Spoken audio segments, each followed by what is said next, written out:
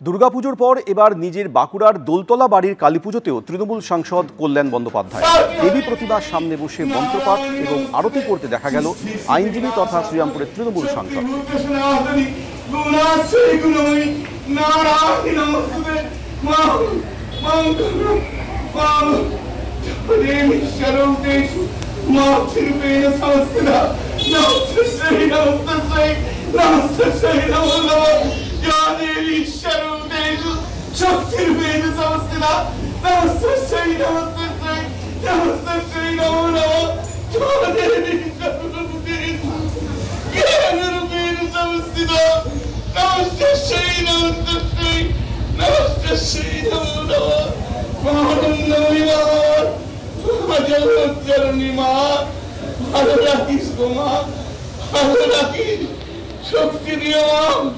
শক্তি দিও মা, জ্ঞান দিও, বুদ্ধি দিও মা।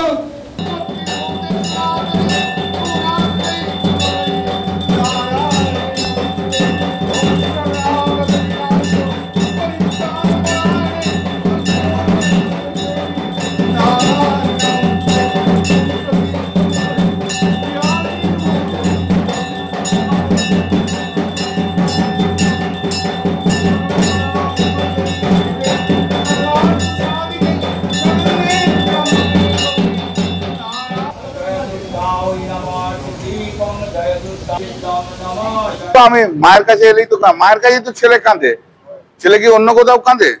মায়ের কাছে হাসে, মায়ের কাছেই কাঁদে। আর কার কাছে কাঁদে? বিশ্ব মাতা, জগৎ জননী, সবাইকে ভালো রাখুক, সবাই কার জননী। শক্তি চাইলাম, শক্তি চাই, কি চাইলাম? বুদ্ধি চাই, জ্ঞান চাই, শক্তি চাই, ভক্তি চাই। নৈহাটিতে বড়মার মন্দিরে গেলেন অভিষেক বন্দ্যোপাধ্যায়। বড়মার মন্দিরে পুজো দিলেন তৃণমূল কংগ্রেসের সর্বভারতীয় সাধারণ সম্পাদক অভিষেক বন্দ্যোপাধ্যায়।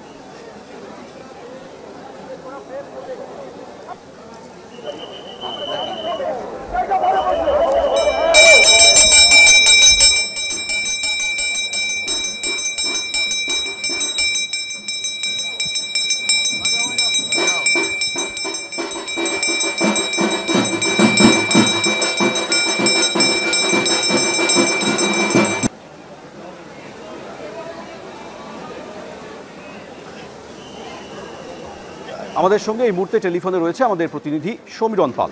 সমীরণ, ঠিক 3:30 নাগাদ অভিষেক বন্দ্যোপাধ্যায় এসে পৌঁছন বড়মার যে পুজো মণ্ডপ, সেখানে এসে পৌঁছন এবং তার সঙ্গে ছিলেন ব্যারাকপুরের সাংসদ পার্থ ভৌমিক, বীজপুরের বিধায়ক সুবোধ অধিকারী, জগদ্দলের বিধায়ক সোমনাথ শ্যাম, নৈহাটির বিধায়ক সনদ দে সহ একাধিক তৃণমূল নেতৃত্ব। তিনি এসে পুরোহিতের পাশে বসেন, এক পাশে থাকেন পার্থ ভৌমিক এবং তার পাশে নৈহাটি পুরসভার তৃণমূল পুরপ্রধান অশোক চট্টোপাধ্যায়। প্রথমে তিনি পুজো দেন এবং তিনি পুজোর অর্ঘ্য নিয়ে আসেন এবং পুরোহিতের হাতে তুলে দেন এবং তারপরে তিনি ধূপ নিয়ে তিনি আরতি করেন। এরপরে তিনি প্রদীপ নিয়ে আরতি করেন এবং পরে একের পর এক পার্থ ভৌমিক, সনদ দে, সোমনাথ শ্যামরা আরতি করেন এবং তারপরে তিনি অঞ্জলি দেন। ঠিক 10 মিনিট পুজো মণ্ডপে ছিলেন। এরপরে তিনি পায়ে হেঁটে সোজা চলে গেছেন বড়মার মন্দিরে। সেখানে গিয়ে তিনি পুজো দেবেন, মন্দির দর্শন করবেন এবং সেখান থেকে তিনি বেরিয়ে যাবেন। এবং যেহেতু অভিষেক বন্দ্যোপাধ্যায় আসছেন, সেই কারণে কড়া পুলিশি নিরাপত্তার চাদরে মুড়ে ফেলা হয়েছে গোটা বড়মার পুজো মণ্ডপ এবং মন্দির চত্বর। যদিও তার নির্দেশে দর্শনার্থীদেরকে আটকানো হয়নি, দর্শনার্থীদেরকে ব্যারিকেডের মধ্যে দিয়েই তাদেরকে প্রতিমা দর্শনের সুযোগ করে দেওয়া হয়েছিল। ঠিক 10 মিনিট তিনি মণ্ডপে ছিলেন এবং তার সঙ্গে ছিলেন সাংসদ, বিধায়করা এবং একাধিক তৃণমূল নেতৃত্ব।